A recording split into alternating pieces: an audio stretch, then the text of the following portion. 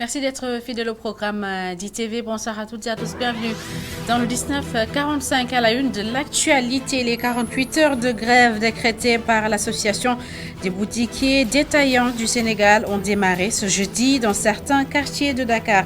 Les boutiquiers n'ont pas du tout respecté le mot d'ordre. Ils évoquent un problème de coordination de l'association et une forte demande de la clientèle.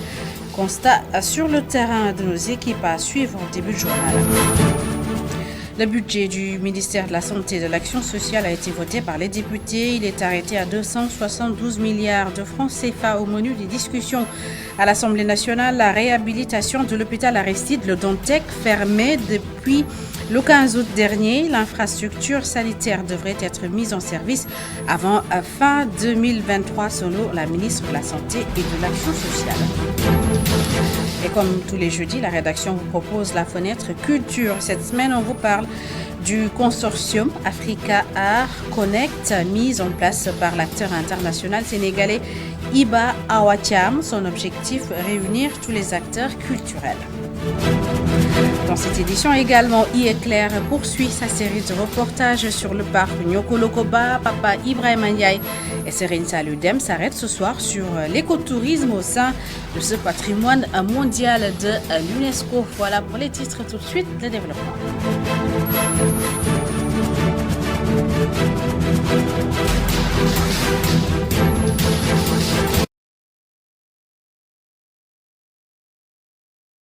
Bienvenue à toutes et à tous et merci de vous informer sur ITV. Je vous l'annonçais dans les titres. L'association des boutiquiers détaillants du Sénégal a démarré ce mercredi une grève de 48 heures sur le terrain. La consigne n'a pas été respectée par les boutiquiers. La plupart des commerces sont restés ouverts. Certains commerçants parlent d'un problème de coordination. D'autres soutiennent ne pas pouvoir fermer à cause de la forte demande. Constat sur le terrain. Émile Dalissard.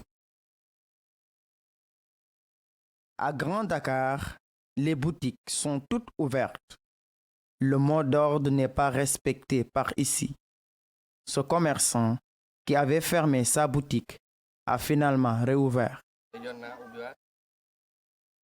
J'avais fermé ma boutique, mais faute de coordination, j'étais obligé d'ouvrir. Ils devaient être d'accord sur un point. Une seule personne ne peut faire le combat. Si je ferme et que les autres ne font pas pareil, ça n'a pas de sens.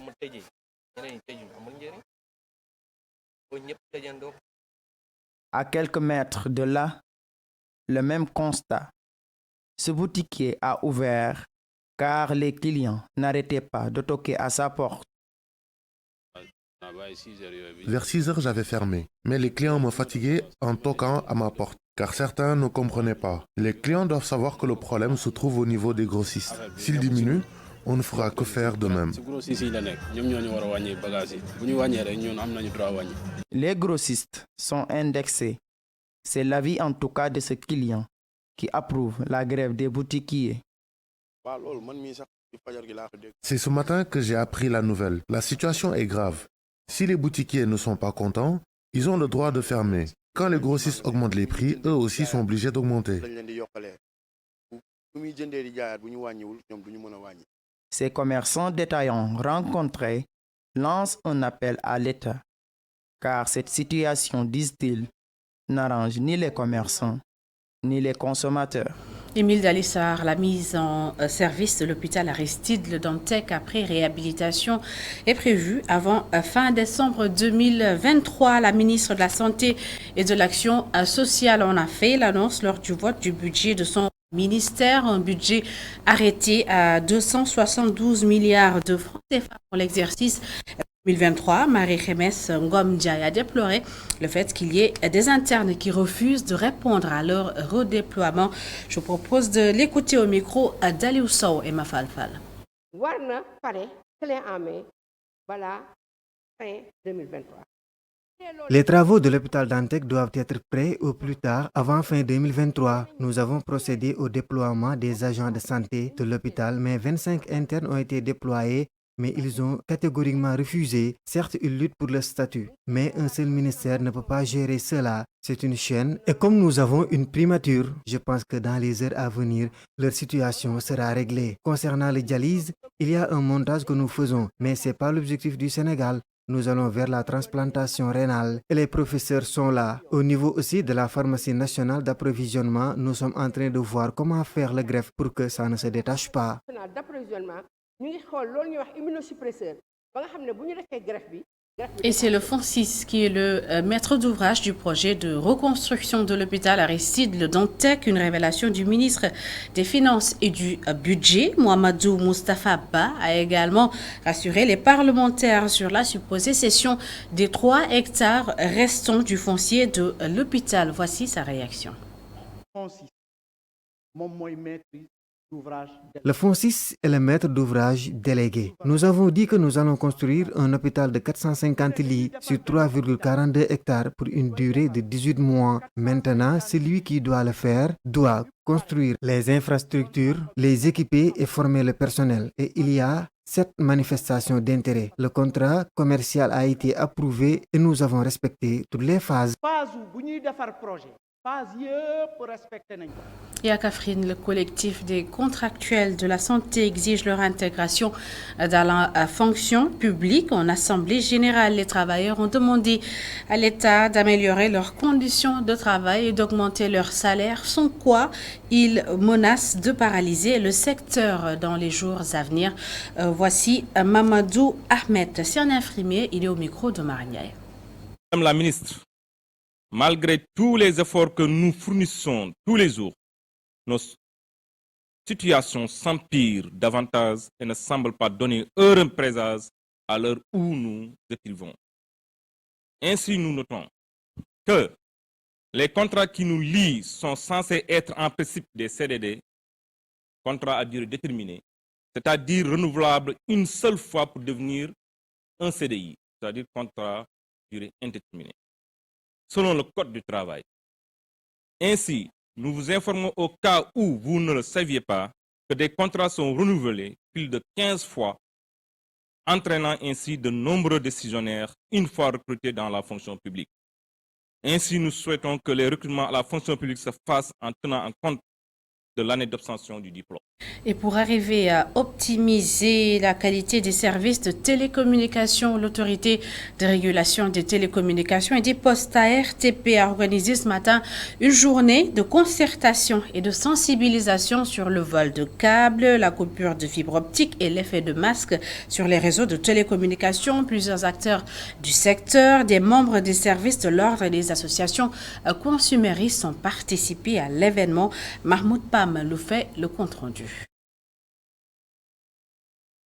C'est l'ensemble des acteurs du secteur des télécommunications qui a répondu à l'appel de l'ARTP. Des concertations sur la gestion des infrastructures numériques. À ce propos, le ministre des Télécommunications a rappelé l'importance de la préservation des infrastructures numériques pour rendre encore plus accessibles et abordables les services de connectivité. Nous savons tous qu'aujourd'hui, le président de la République a inscrit dans le plan Sénégal émergent une stratégie importante qui est la stratégie Sénégal numérique 2025. C'est la première priorité de cette stratégie nationale du numérique, c'est l'accès abordable aux services de connectivité pour tous les citoyens sénégalais. Le directeur de l'Agence de régulation des télécommunications et des postes a décrit les 3 aspects de ce phénomène pouvant impacter négativement la croissance des entreprises de télécom. Le premier aspect se présente sur son horizontalité, c'est la coupure des câbles. La coupure des câbles de façon express ou non express. Je m'explique, il peut arriver que des entreprises de génie civil, des entreprises d'adduction d'eau, des entreprises de transport de câbles électriques, dans le cadre de leurs travaux, coupent des câbles de fibre optique ou des câbles de cuivre. C'est la floraison d'immeubles qui essaime un peu partout. Donc, il y a ce phénomène de masque qui contraint la propagation du signal électrique. Donc, ça, c'est le deuxième aspect. Et le troisième aspect, qui est non moins important, c'est le vol des câbles. Le vol des câbles, il peut se pratiquer sur l'horizontalité comme sur la verticalité. Les conclusions de cette concertation permettront de définir une stratégie de sensibilisation face à ce phénomène et de rendre les services de télécommunication encore plus abordables et accessibles à tous. Et pendant ce temps, le CICODEV, l'Institut panafricain pour la citoyenneté, les consommateurs et le développement, évalue l'impact des politiques de protection sociale de l'État du Sénégal. Plusieurs recommandations ont été faites pour améliorer des programmes sociaux comme la bourse de sécurité familiale, la couverture maladie universelle et les cantines scolaires afin de parvenir à une protection sociale efficace. Amadou Kanouté, directeur exécutif de CICODEV, revient sur les résultats de ces études au micro de Chersal. Si on prend les enseignements que nous tirons de certaines de ces politiques-là, l'alimentation scolaire, c'est extraordinaire les révélations qui sont faites par l'étude. Non seulement ça renforce le système éducatif, parce qu'on a moins de pertes, moins d'enfants qui sortent du système éducatif, mais aussi le modèle sur lequel travaillent le GRDR et les autres partenaires ici.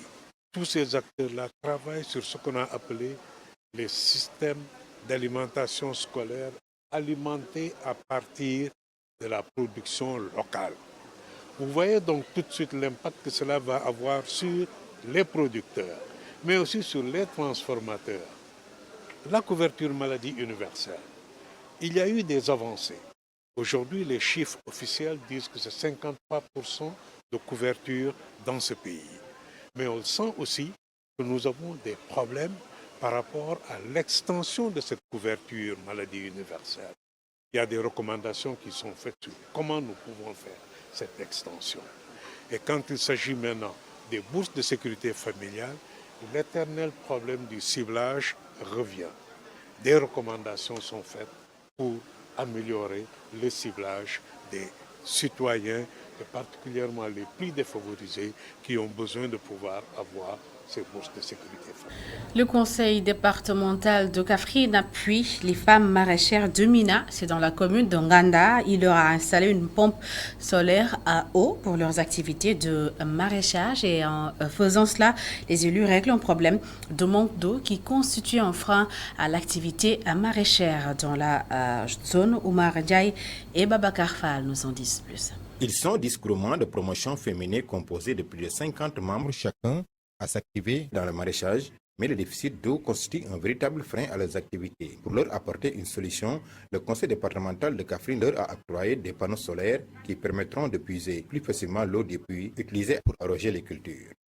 Nous posons l'acte 2, c'est-à-dire en procédant à la remise du matériel, à savoir une pompe solaire d'une très haute capacité, et cela permettra à ces femmes véritablement de matérialiser les acquis qu'ils ont pu engranger. Une aubaine selon les femmes qui saluent cet accompagnement important du conseil départemental, mais elles souhaitent également la construction d'un mini-forage pour permettre à toutes les femmes de la localité de pouvoir travailler dans le maraîchage. Nous avons également et surtout besoin d'un mini-forage pour implanter des bords de fontaine. Puisque nous disposons désormais de l'eau, nous voudrions également avoir une clôture. Les chèvres et les vaches vont détruire les plantes. Le COSEF, Conseil sénégalais des femmes, porteur du projet, entend l'étendre au-delà à d'autres localités du pays. Je pense que le COSEF est comme la FAO. Nous allons les accompagner une fois que le premier jalon est lancé. Après Joal Fadiouk, Ngazobil, Golfe Sud, Ngel puis Kaffrine, le COSEF compte capitaliser les acquis pour l'extension du projet à d'autres zones pour contribuer à l'autonomisation des femmes.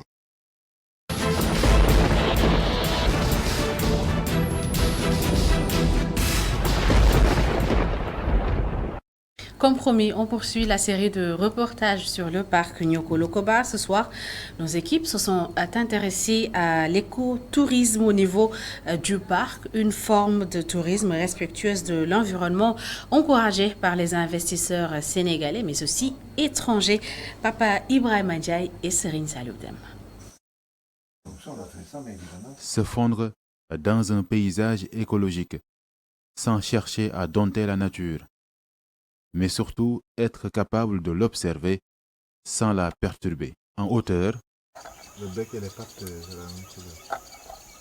ou de plus près, l'objectif est le même, montrer aux animaux que c'est eux qui nous accueillent sur leur territoire et non l'inverse. 40 secondes après, se sont rallumés. Après, ils n'avaient pas bougé. Pour lui, c'est la lune. Par contre, une lampe qui bouge, ça, ils ont vite peur.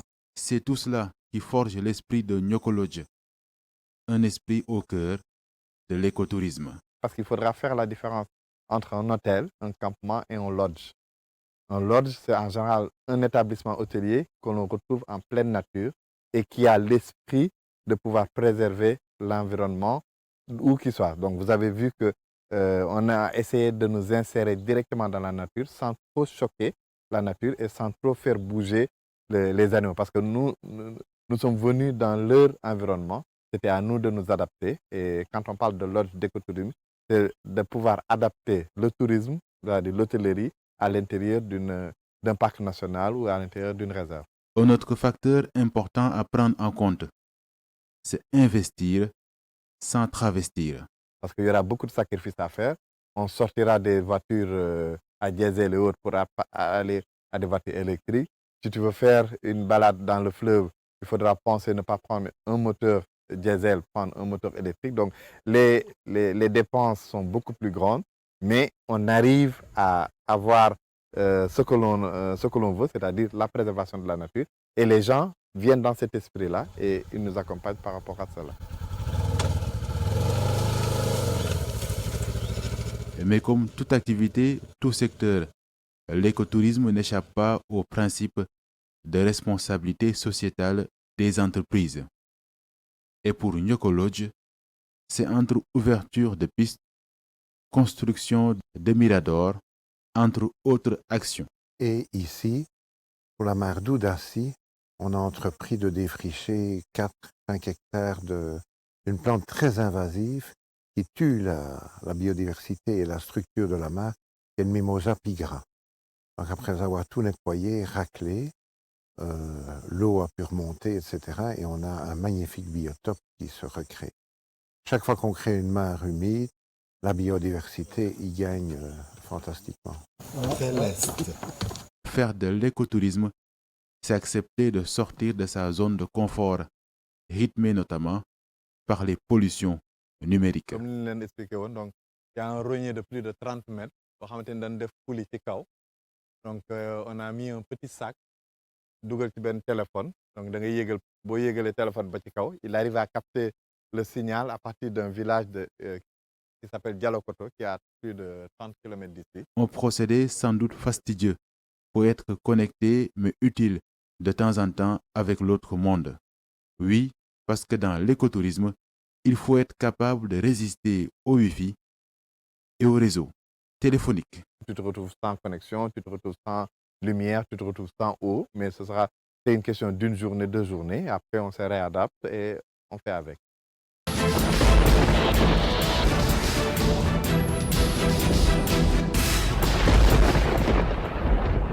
L'équipe nationale du Sénégal a effectué sa dernière séance d'entraînement avant d'effectuer sa deuxième sortie ce vendredi. Ce sera contre le pays hôte, le Qatar. Tous les joueurs ont participé à la séance collective, sauf Cheikhou Kouyaté, Seikou Saidi et Serine Salioudem. Une autre bonne nouvelle chez les Lions, Fodé Ballo-Touré s'est entraîné avec le groupe ce jeudi veille de match. Tout le reste de l'équipe, à l'exception de Cheikhou Kouyaté forfait, a pris part à l'entraînement collectif. Contrairement à la séance du mardi, lendemain de la défaite contre les Pays-Bas, il y a eu beaucoup plus d'ambiance cet après-midi. Mais impossible de ne pas lire la sérénité sur les visages des joueurs. L'ambiance était bon enfant. Durant les 15 premières minutes autorisées à la presse, l'équipe n'a pas fait grand-chose. 2 tours de terrain et beaucoup d'exercices pour s'échauffer avant de terminer par des étirements, le temps qu'Aliou Cissé et son staff décident du programme à dérouler pour préparer les Qataris. En conférence de presse d'avant-match, ce jeudi, le capitaine des Lions, Kalidou Koulibaly, a annoncé que ses coéquipiers vont se rebiffer pour rendre le peuple sénégalais fier. Cela passe par remporter le match de ce vendredi et décrocher la qualification pour les 8e de finale. La rencontre est prévue à 16h heure locale, 13h GMT. Aliou Cissé apporte son soutien à Edouard Mendy, auteur d'un mauvais match contre les Pays-Bas. Le sélectionneur national est persuadé que le portier des Lions va se relever et effectuer un très bon tournoi. Aliou Cissé met également en garde ses joueurs contre le pays hôte. Nous l'écoutons au micro de nos envoyés spéciaux. À partir du moment où vous perdez votre premier match, comme tu le dis, on est dos au mur sur le deuxième match. Mais j'ai envie de dire que notre expérience collective et puis d'autres matchs qu'on a eu à jouer qui ont été aussi à ce niveau-là, à ce niveau d'intensité, à ce niveau de pression, à ce niveau d'importance et d'exigence. Depuis 7 ans que nous sommes là, nous les avons joués. Donc à nous justement de se concentrer et se rappeler de tout ce qu'on a pu mettre dans le passé quand on a été dos au mur. Edouard va bien.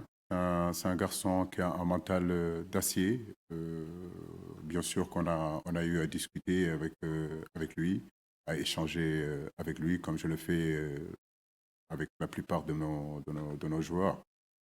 Maintenant, les qualités d'Edouard, comme j'ai eu à le dire, ne sont pas à mettre en doute. Je sais que c'est un garçon, effectivement, qui traverse des moments un petit peu difficiles.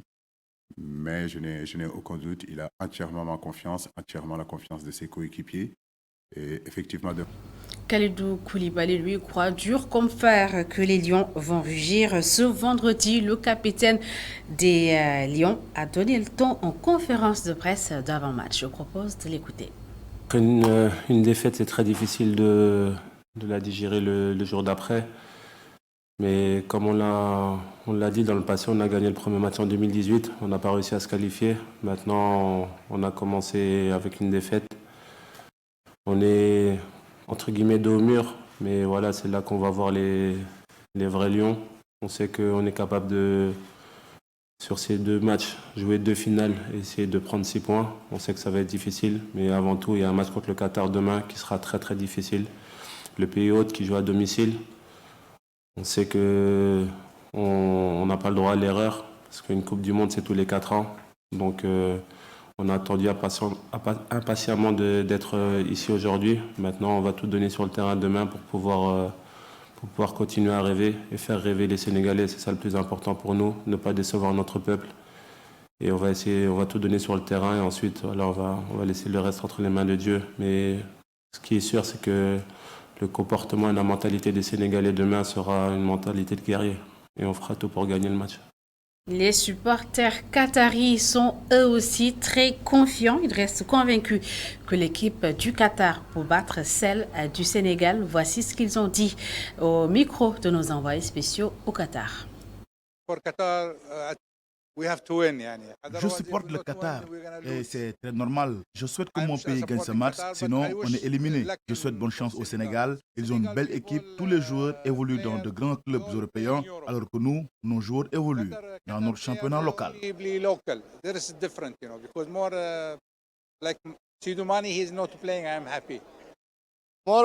Ce sera un match très compliqué parce que le Sénégal et le Qatar ont tous les deux perdu leur premier match. Le perdant est condamné, donc chacune de ces 2 équipes va se donner à fond pour rester dans la course. Et j'ai l'espoir que le Qatar gagnera cette rencontre.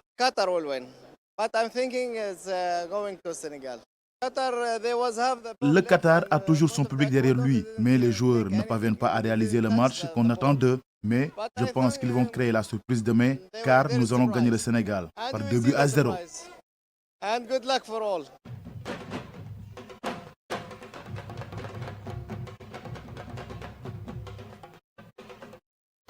Je vous le disais dans les titres, le consortium Africa Art Connect est désormais mis en place. L'objectif est de réunir toutes les forces vives de l'écosystème de la culture. L'initiative est de l'acteur international sénégalais résidant aux États-Unis, Iba Awa Thiam, avec l'appui de Ciné Banlieue et des autorités culturelles Awa Diop et Augustin Madan. Du pays de l'oncle Sam à Dakar, le cinéaste international a toujours rêvé de mener le 7e art sénégalais au sommet. Un rêve qui commence à se matérialiser avec la mise sur pied de ce consortium. L'acteur dans la série Queen of South cache mal son enthousiasme pour la réussite d'un tel projet. Pour Iba Ouacham, il est temps que le cinéma sénégalais tende vers une industrialisation. J'ai vu que le rêve que j'ai pour l'industrie du film sénégalais, c'est quelque chose qui va réussir et que c'est quelque chose qu'un jour on va voir l'industrie du Sénégal être là où il doit être, au niveau là où il doit être.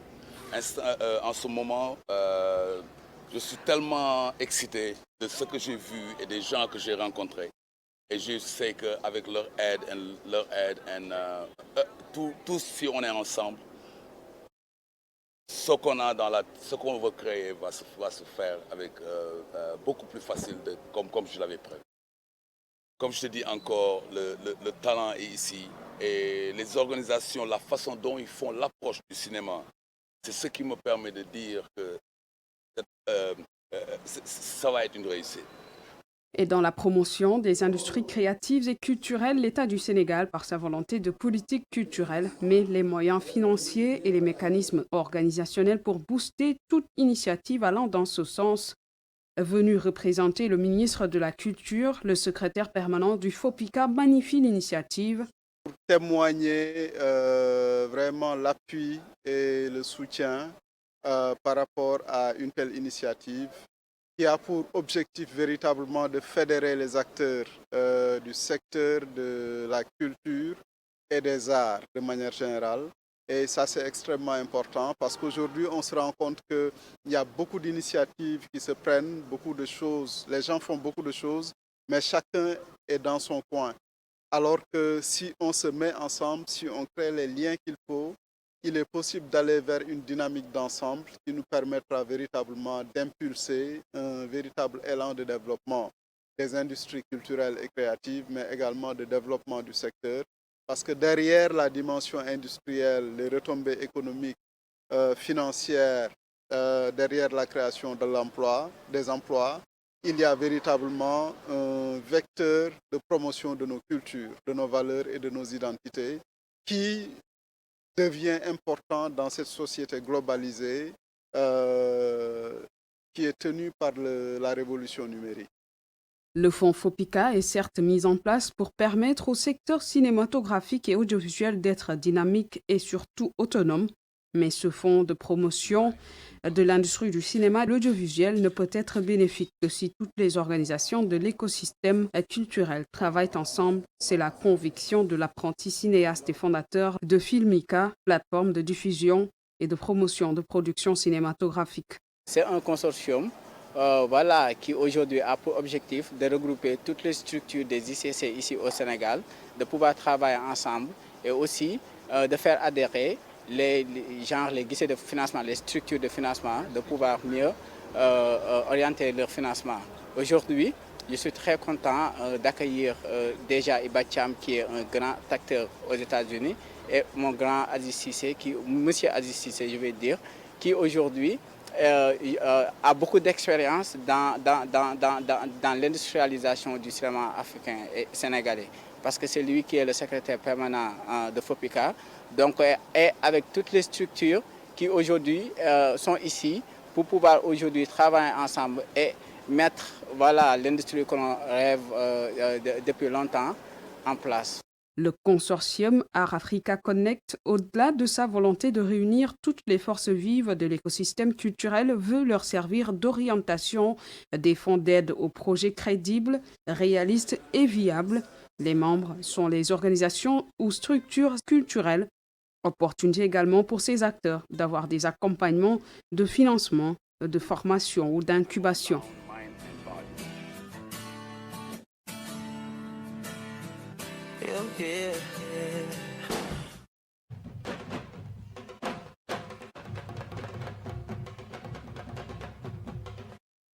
Vous allez justement retrouver demain pour le 19h45. C'est la fin de cette édition. Merci à toutes et à tous de l'avoir suivi. Merci de votre fidélité. L'information continue sur notre site internet le www.media.cn. On se retrouve la semaine prochaine.